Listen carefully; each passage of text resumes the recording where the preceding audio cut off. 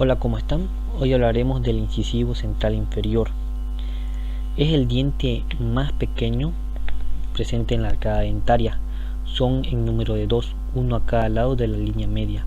Morfológicamente también es el más simétrico, tanto en la corona como en la raíz. Su calcificación comienza a los 12 meses, erupciona a los 7 años y termina a los 10 años. Su longitud total es de 20.7 milímetros, de los cuales su corona ocupa 8.8 milímetros y su raíz 11.9 milímetros. La distancia que existe entre la cara vestibular y la cara palatina es de 6 milímetros, mientras que la distancia que existe entre la cara mesial y la cara distal es de 5.4 milímetros. Durante la oclusión, el incisivo central inferior está en contacto con las 2/3 partes mesiales del incisivo central superior. Ahora veremos la porción coronaria, empezando por la cara vestibular, la cual tiene forma de trapecio isósceles con una base poco mayor a nivel del borde incisal y una menor en el borde cervical. Es de gran altura y los lados proximales son poco oblicuos. El borde incisal, cuando hace erupción, puede verse dos escotaduras incisales que podemos ver aquí en la imagen. Dos escotaduras incisales que corresponden a la separación de los 3 lóbulos de desarrollo, que luego desaparecen por el desgaste de la masticación, apareciendo un borde totalmente recto o ligeramente inclinado de mesial abajo a distal arriba. Los ángulos mesio y disto incisal son poco redondeados.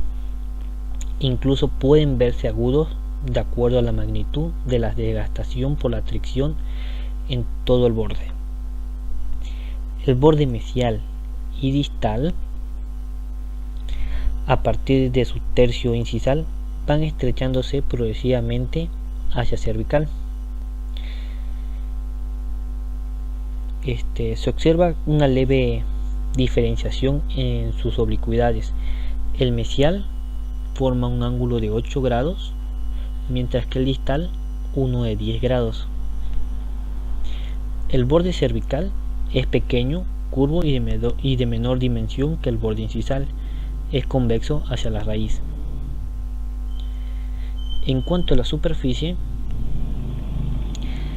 presenta su mayor convexidad a nivel del tercio cervical y es menos convexo a nivel del tercio medio e incisal. Toda la superficie es lisa, aunque en el tercio medio e incisal se pueden observar depresiones muy superficiales que delimitan los 3 lóbulos de desarrollo. Ahora veremos la cara lingual. Presenta un contorno de triángulo isósceles, parecida a la de vestibular, pero de diámetro más reducido, por la marcada convergencia de las caras hacia el lingual. El borde incisal tiene las características similares a las que vimos en la cara vestibular. Los bordes mesial y distal son oblicuos y tienen una convergencia hacia el lingual, determinando una forma de triángulo. Tenemos el borde distal y el borde mesial. Vemos la convergencia formando una forma de triángulo. En cuanto al borde cervical, es de una curvatura bastante estrecha y es convexo hacia apical. En la superficie de la cara lingual podemos observar que los rebordes marginales y los surcos o las líneas de desarrollo son apenas marcados y su fusión con el cuarto lóbulo es básicamente no se nota, es imperceptible, haciendo que toda la superficie sea compacta y lisa sin ranuras.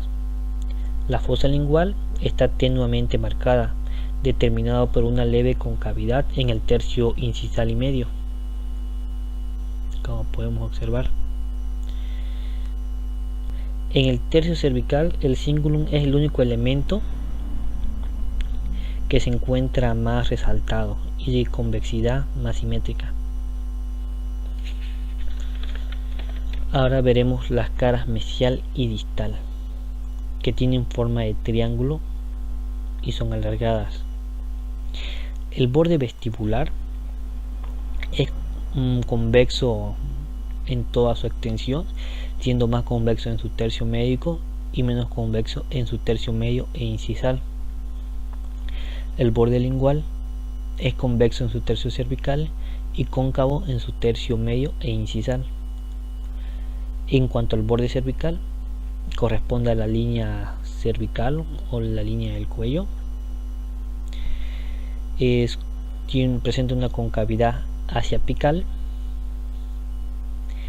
Es bastante más curvo en la cara mesial, donde se puede llegar hasta el tercio medio de la corona.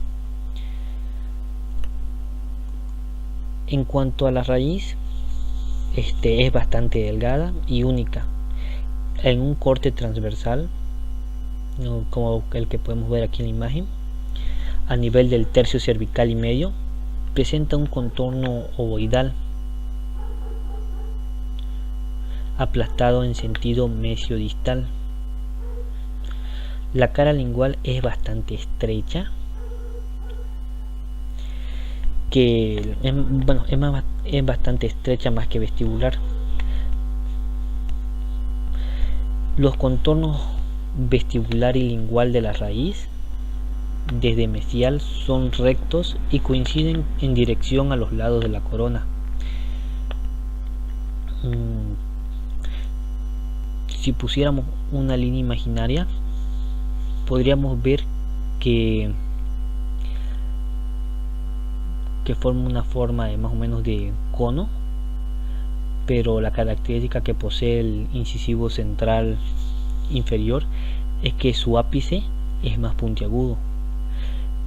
Generalmente es recto, pero a veces puede tener una ligera inclinación hacia distal, mientras que por el contrario, si lo viéramos desde una de sus caras proximales y pusiéramos una línea imaginaria, es completamente recta y casi nunca posee una inclinación.